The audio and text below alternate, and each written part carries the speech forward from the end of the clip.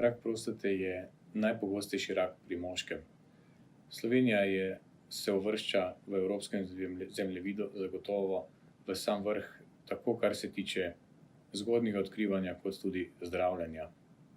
Pomembno je, da bolezen odkrijemo zgodaj v svojem razvoju in poteku, kajti takrat so tudi uspehi zdravljenja, preživetje, ozdravitev najbolj verjetni.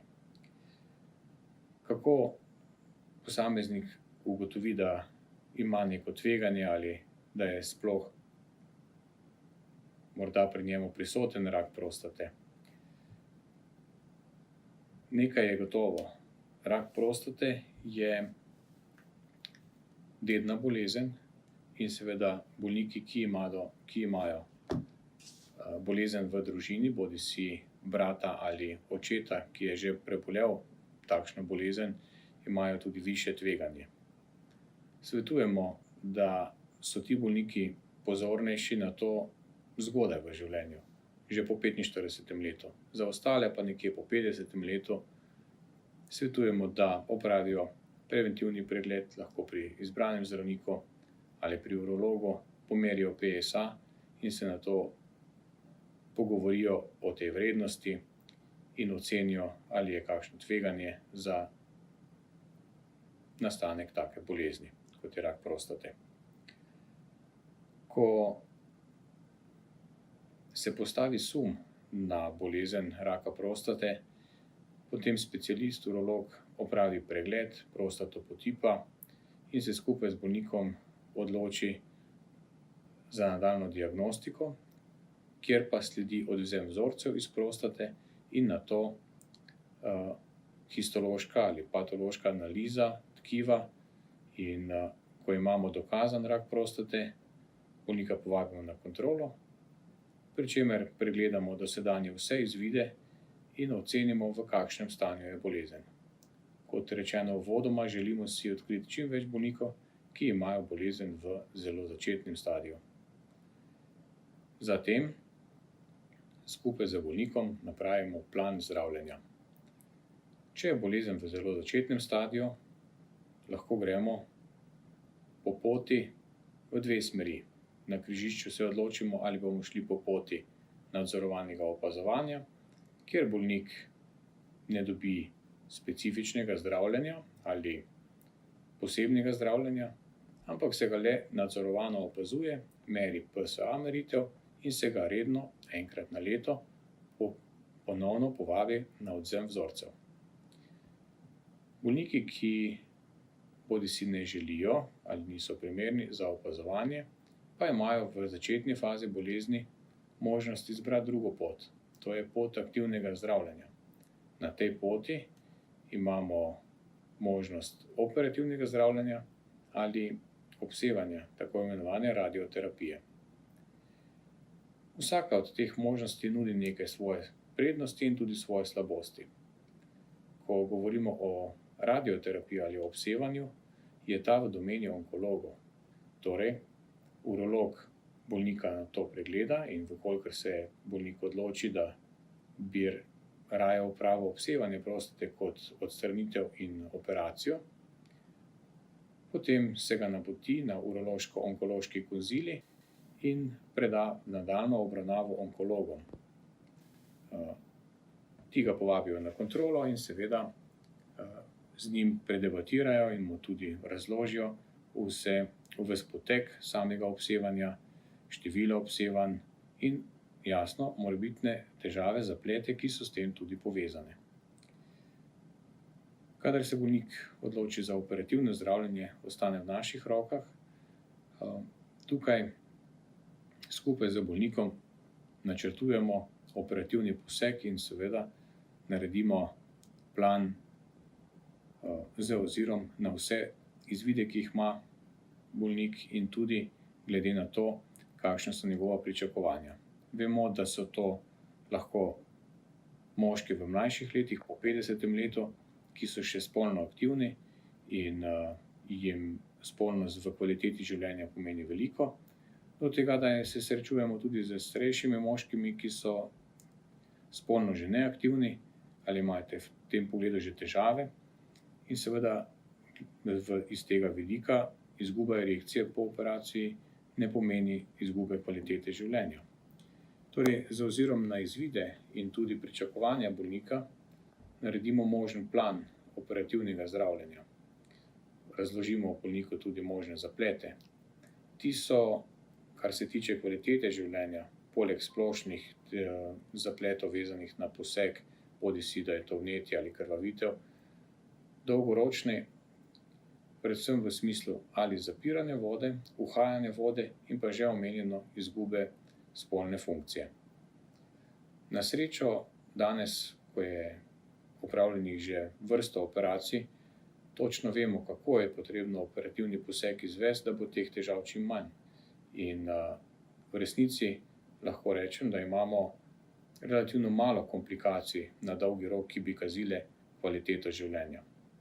Tako je zapore vode po brazgotinjenju na mestu odstranjene prostate, na mestu spoja sečnice z mehurjem relativno malo, lahko rečem pod 1%. In pri operaterjih, ki so vešči, izkušeni in imajo dobre rezultate, je tudi uhajanje vode zelo malo, morda 2 do 3%. Nekoliko večji odstotek je pa izgube spolne funkcije, tudi pri moških, ki so do sedaj bili do odkritja bolezni spolno aktivni. Pri njih je ta odstotek lahko preko 20%. Bolnika s tem seznanimo, naredimo in zavzamemo načrt zdravljenja in potem operativni poseg planiramo približno tam 2 meseca po odvzetih vzorcih. Namreč ni dobro, da takoj potem, ko so bili vzorci iz prostate odvzeti, bolnika že operiramo. Tega seveda bolniki ne vedo in zato so zaskrbljeni, zakaj pa operativni poseg ne bi bil takoj izveden takoj, zakaj bi mogli čakati, in to zaskrbljenost povezujejo z napredovanjem bolezni. Češ, dlje ko bom čakal do operacije, večja je možnost, da mi seveda bolezen napreduje. Pri prostati te bojazni nimamo. Mesec, 2 ali 3 mesece po odkritju bolezni, vsaj v zgodnji fazi, za napredovanje ne predstavljajo nobenega tveganja, predstavlja pa ta odlog operativnega posega bistveno zmanjšano možnost za kakršnekoli zaplete povezane s samim posegom, tako med ali zgodaj po posegu. Ko se vse to pogovorimo z bolnikom,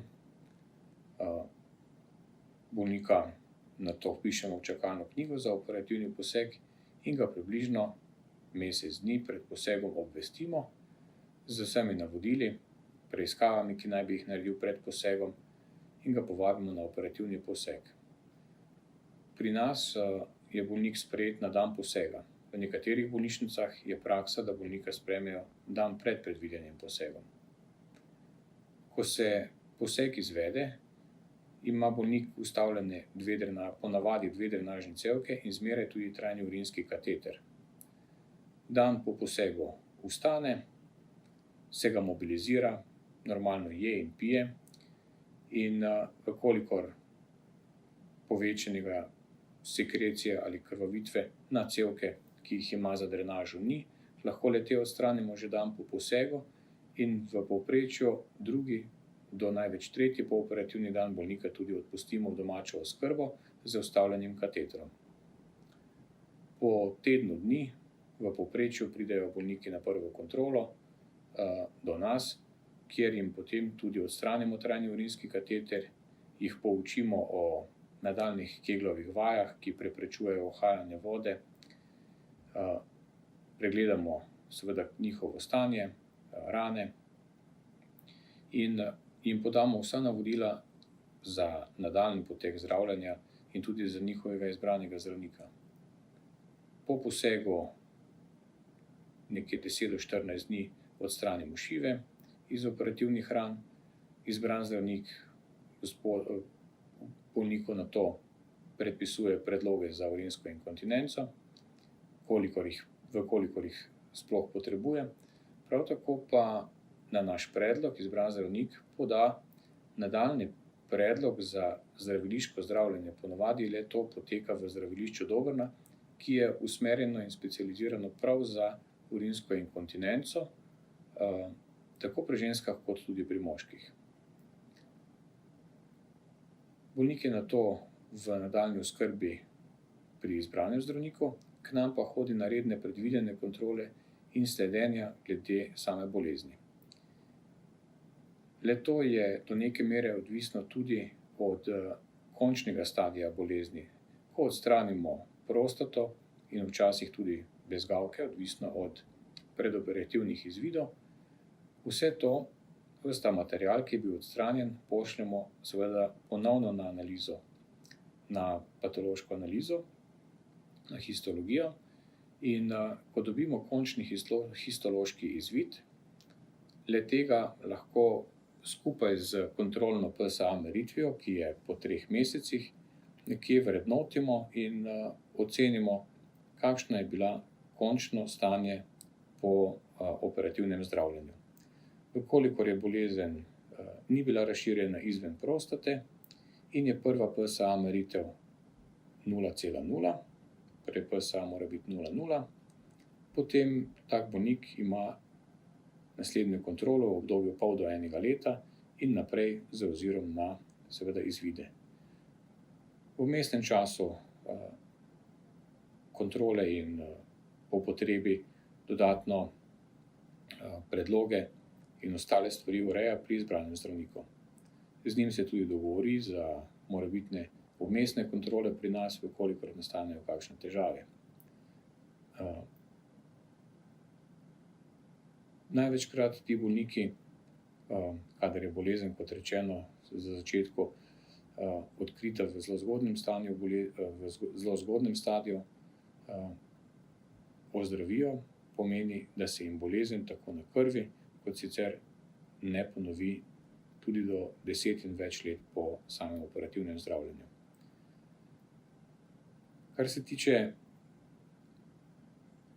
težav po operativnem zdravljenju, krvavitve, vnetja se lahko pojavljajo med samim operativnim posegom ali zgodaj po operativnem zdravljenju. Kasneje je njihova verjetnost manjša, da bi prišlo do kasnejšega vnetja ali krvavitev. Pač pa so zapleti v smislu zapiranja vode ali uhajanja vode, težav z erekcijo, ti pa se lahko pojavljajo kar nekaj časa po operaciji, pa vendar še to ne pomeni, da bo končno stanje tudi tako. Inkontinenca se pri moškem lahko povrača tudi 6 mesecev, celo do leta dni ali več. Še dlje opažamo vračanje spolne funkcije. Pomeni, da tudi če nekako po mesecu, 2 po operaciji nekdo, ki je bil prej spolno aktiven, spolne funkcije še nima povrnjene, ta za zmeraj še ni nujno izgubljena. To se lahko povrne tudi po letu, pri nekaterih celo po 2. V vmesnem obdobju se z bolnikom, vkolikor ga to zanima, lahko seveda pogovorimo in mu tudi damo možnost alternativnega zdravljenja glede spolne funkcije. Obstajajo zdravila, ki jih sprva dobi nadzorovano pri nas, kasneje pa, ko samo dajanje teh zdravil obvlada, lahko to počne tudi sam. Vkolikor večjih zapletov ni, pa sledijo le kontrole bolnika pač po protokolu, kot smo ga že omenili. Moj ključni nasvet je to, da upam, da se pacienti in hočem, da se zavedajo, da prihajajo v okolje, kjer delujemo različni strokovnjaki, vsak iz svojega področja. Zdaj, moje področje je zdravstvena nega in želim, da ena izmed prvih stvari, ki jih naredi pacient, je to, da se doma usede v miru, si napiše vprašanja, katere ima za medicinsko sestro, bodisi operaterja, ter da napiše na list papirja, katere kronične bolezni ima, če jih le ima, ter katera zdravila prejema za te kronične bolezni. Da se osredotočim na zdravila, želimo si, da vsa zdravila, taka je praksa, da jih delimo medicinske sestre po navodilu zdravnika. Velikokrat se naredi, da je teh zdravil veliko, zato nekako razpolagamo le s temi medicinske sestre. Tukaj si tudi želimo, da nam poveste, kakšne so vaše domače navade. Ta zdravila vzamem zjutraj ob 6, ta zdravila vzamemo ob 12, da si kot prvo točko zapiševa, kako prejemate ta zdravila. Zdaj, naslednja zadeva, katero bi rada opozorila, je britje operativnega polja. Spet tukaj velikokrat se dogaja, da si ga le tega obrijete doma sami. Tega si ne želimo, ker lahko pride do ureznine doma in to je vir okužbe, ki lahko nastane tekom hospitalizacije. Zato izključno operativno polje brijemo le medicinske sestre na dan operacije.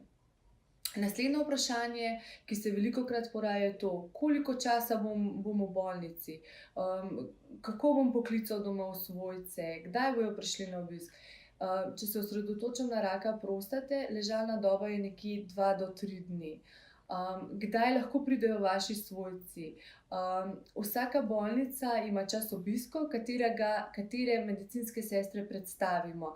Vam zapišemo na listek, povemo tudi svojcem.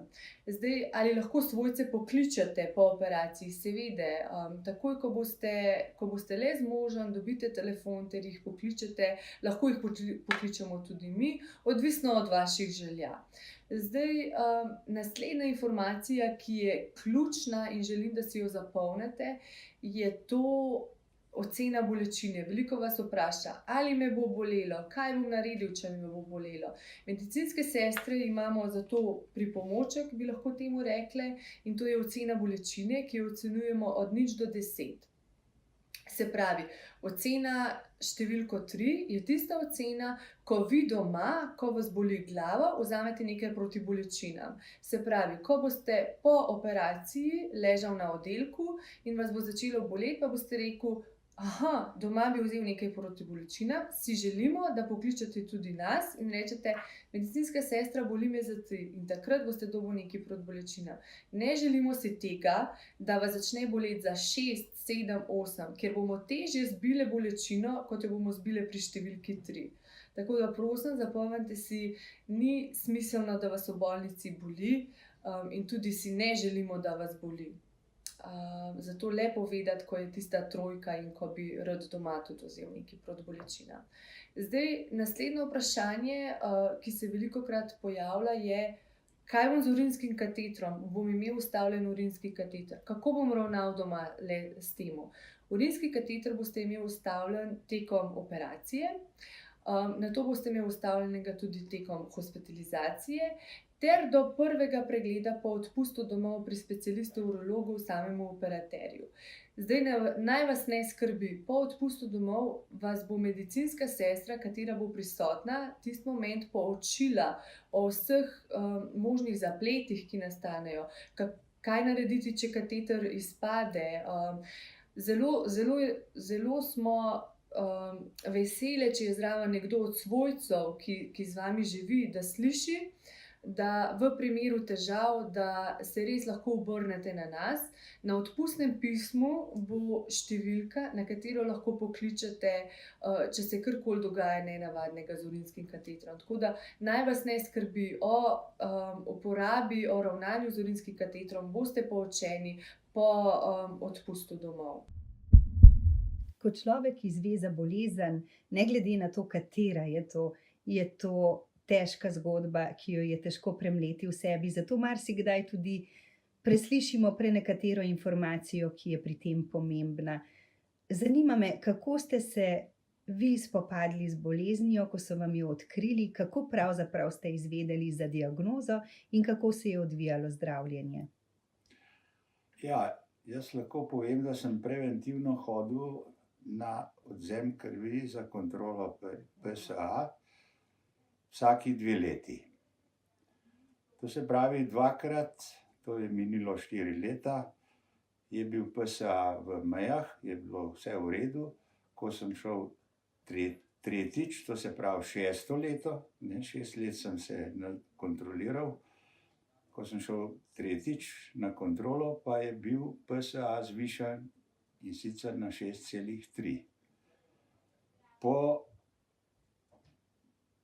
pogovoru s prijateljem, sošolcem, ki je prebolel že to zadevo, je bil že tudi operiran, sva se pogovarjala in on mi je svetoval, da najbolje, da grem takoj k urologu na pregled. Ko sem prišel k urologu, je bilo vse v normali. Ko pa je doktor delal ultrazvok ponovno, je ugotovil eno malenkostno spremembo na prostati. Potem me je poslal domov in mi rekel, da pridem na odvzem vzorcev takrat, ko se bomo pač dogovorili. To sem storil, prišel na odvzem vzorcev, vzorce so mi vzeli in me zopet napotili domov, in po določenem času sem dobil pošto, da se moram javiti na razgovor o nadaljnjem zdravljenju. Takrat sem začutil, da nekaj je narobe. In sem vedel, to je pa treba ukrepati. In tako sem prišel na ta razgovor, kjer smo se dogovorili za datum operacije, oziroma kaj sploh je, in za datum operacije, ki je, hvala Bogu, krasno uspela, pod nadzorom krasnega kirurga, ki me je operiral, krasnih medicinskih sester, ki so me po operaciji stalno nadzorovale, me spraševale, koliko me boli, kako se počutim in kaj naj še rečem.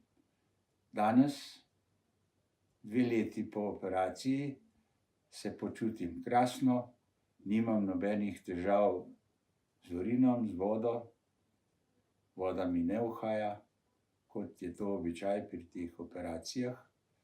Jaz mislim, da sem naletel na dobrega, krasnega kirurga, ali pa je nekdo mi stal ob strani, da sem se tako krasno pozdravil.